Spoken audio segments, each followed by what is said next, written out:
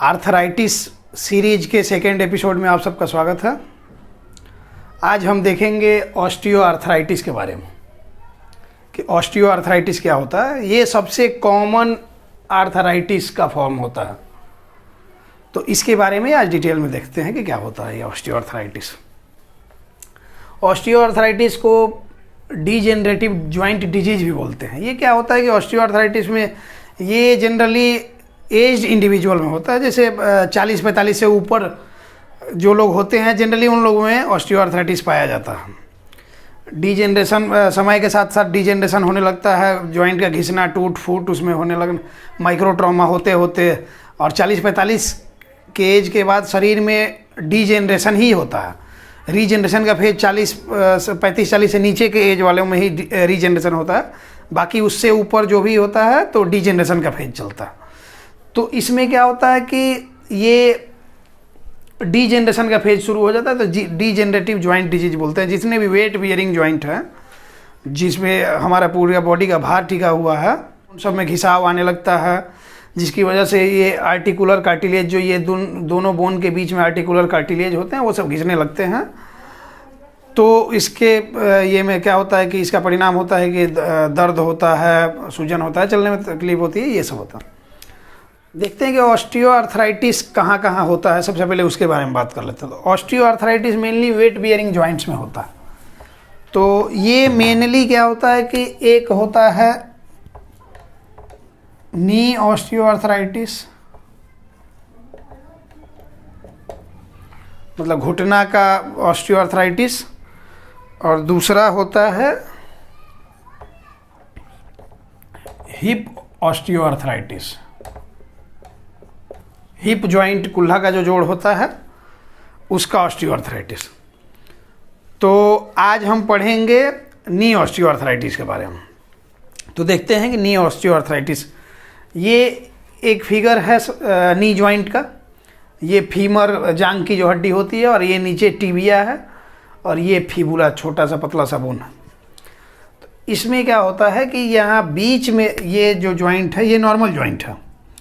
यहाँ पे articular cartilage होता है, यहाँ पे आर्टिकुलर कार्टिलेज होता है, मेनिस्कस होता है। ये क्या करता है कि जॉइंट दोनों बोन को आपस में रगड़ खाने से बचाता है। सॉफ्ट पैड लाइक स्ट्रक्चर होता है। और ये जो हो गया जॉइंट कैप्सूल जो होता है, ये जॉइंट कैप्सूल, इसमें साइनोवियल फ्लूइड होता है जिसको ग्रीस बोलते हैं। ग्रीस सूख जाना कॉमन टर्म में लोग बोलते हैं कि ग्रीस सूख गया है, तो वही साइनोवियल फ्लूइड होता है। साइनोवियल फ्लूइड इस आर्टिकुलर कार्टिलेज मेनिस्कस के बीच में होता है जो इसको नॉरिशमेंट भी देता है और जॉइंट को मोबाइल रखता है, जॉइंट को चिकनाई देता है कि इसमें किसी तरह की प्रॉब्लम नहीं हो मूवमेंट में। तो ये क्या होता है कि ऑस्टियो आर्थराइटिस के केस में एज्ड इंडिविजुअल में, पहले तो जनरली क्या होता था कि अभी के समय में कम एज वाले लोगों में भी होने लगता है, जैसे एथलीट्स वगैरह होते हैं या फिर दिन भर उठक बैठक वाला जिनका काम हो या फिर ज़्यादा सीढ़ी चढ़ने का काम हो, लेबरर का, इन सब लोगों में तो क्या होता है कि कम एज में ही ऑस्टियो आर्थराइटिस नी का दिखने लगता है। तो जैसे जैसे जॉइंट रगड़ खाने लगता है धीरे धीरे करके ऑस्टियो आर्थराइटिस का रूप ले लेता है। तो बात करते हैं कि इसमें पैथोलॉजिकल चेंज क्या होता है कि वो ऑस्टियो आर्थराइटिस होता है। तो ये जो होता है ये हमारा आर्टिकुलर कार्टिलेज जो होता है,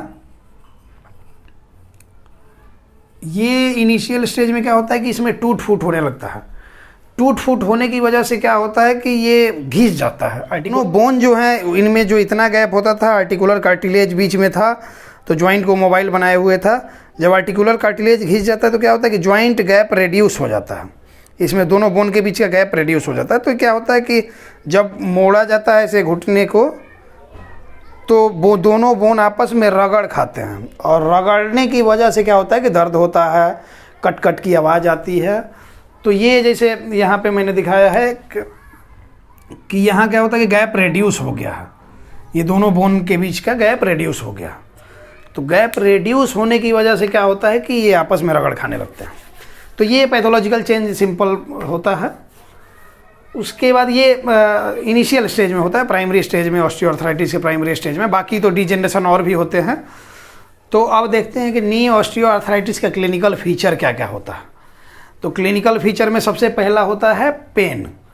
पेशेंट को दर्द रहेगा। दर्द इसलिए रहेगा कि ये जॉइंट गैप जब रेड्यूस होता है तो अब दोनों बोन आपस में रगड़ खाने लगता है। रगड़ खाने की वजह से दर्द होता है, उठक बैठक करने में, चलने में, सीढ़ी चढ़ने में या फिर देर तक खड़ा रहने में दर्द होने लगता है। टेंडरनेस होता है। टेंडरनेस होता है कि सेंसिटिविटी टू टच, मतलब कि कहीं भी दर्द वाला जगह है वहाँ पे टच करेंगे तो दर्द बढ़ जाता है। तो जहाँ भी मेन दर्द का पॉइंट होता है वहाँ पे टच करने से ही पेशेंट को लगता है कि हाँ दर्द ज़्यादा है, तो वो टेंडर पॉइंट होता है, तो टेंडरनेस होता है। तो ये क्या होता है, मीडियल साइड में जनरली होता है।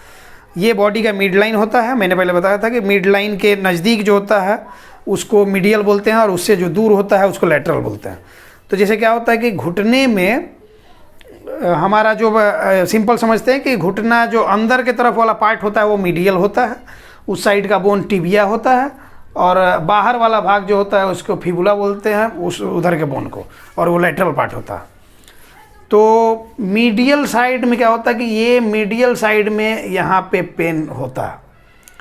नी ऑस्टियोआर्थराइटिस केस में जनरली मीडियल साइड में ही पेन होता है। स्वेलिंग ये जब ये आर्टिकुलर कार्टिलेज में टूट फूट होता है तो यहाँ पे क्या होता है कि स्वेलिंग हो जाता है। टूट फूट होने की वजह से, टीयर एंड वियर होने की वजह से यहाँ पे स्वेलिंग हो जाता है।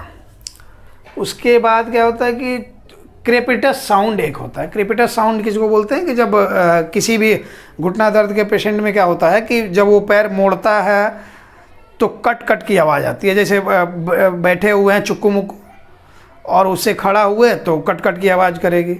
उसके बाद पैर कभी भी मोड़े तो कट कट की आवाज़ जो करती है, तो वो जॉइंट गैप रेड्यूस होने के चलते होता है, तो वो क्रेपिटस साउंड होता है।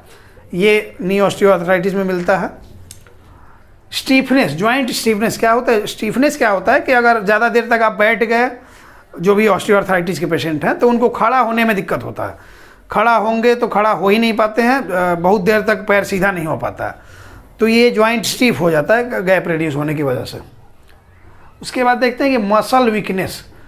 जब क्या होता है कि नी का एक्सटेंसर मसल, मतलब जो हम लोग खड़े होते हैं तो नी एक्सटेंड है, तो नी का एक्सटेंसर मसल होता है क्वाड्रिसेप्स फीमोरिस।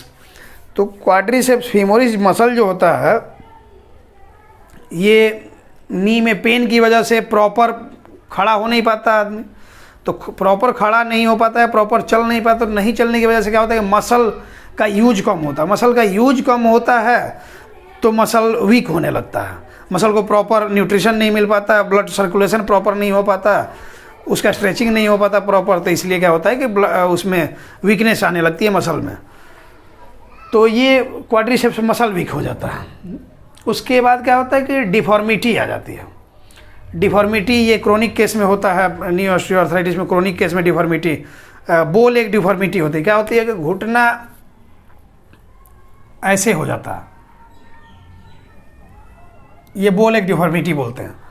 तो वाडलिंग गेट भी बोलते हैं इसको, ऐसे पैर लोग करके चलते हैं कि ये नी जॉइंट क्या होता है, नी जॉइंट का गैप इतना दूर हो जाता है तो ऐसे धनुष के शेप का पैर हो जाता है, तो उसको बोलते हैं बोल एक डिफॉर्मिटी। तो ये हो गया main clinical features knee osteoarthritis का। इस तरह के एज इंडिविजुअल होते हैं वो होते हैं।